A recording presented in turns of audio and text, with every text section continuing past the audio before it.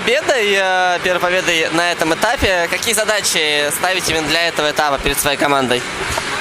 Для этого, конечно, мы хотели на третью позицию подняться, но команды сильные, то есть они готовились, поэтому остаться как минимум на четвертой позиции. Как у вас подготовка строилась ко второму этапу? Было легче где-то, учитывая, что знали уже уровень команд примерно по первому этапу?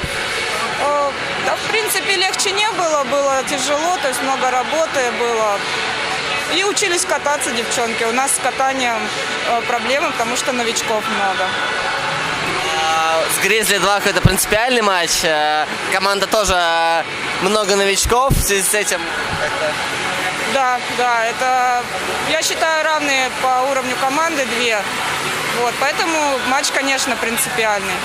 А вам не сложно играть в две пятерки, по сути? Как в связи с этим распределяете силы между собой? Думаю, вопрос к девчонкам,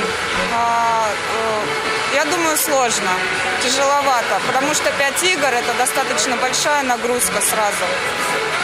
Сегодня у соперника полевой игрок был в воротах. Как-то это отдельно делали на это внимание перед игрой? Обсуждали, что больше бросать? Или вы, может, как вратарь что-то подсказывали? Я как вратарь ничего не подсказывала. Но девчонки, да, установка тренера была бросать чаще, чтобы забить. Когда Гризли-2 сравняли счет, вы не начали переживать? Вроде бы контролировали игру, а тут ничья. Да, начала переживать. Как думаете, за счет чего додавили? Именно вот за счет того, что много бросали и не было вратаря, или что-то другое включили?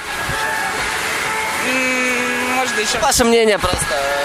За счет чего выиграли этот матч? Я считаю, что девчонки показали свой характер, настроились и не хотели проигрывать. Впереди матч у вас с югорчанкой, с Соболем. Как думаете, с кем из них можно зацепить? Я считаю, что с югорчанкой мы будем тоже бороться за победу. И с Соболем мы тоже будем выкладываться. И с Гризли 1 мы тоже поборемся.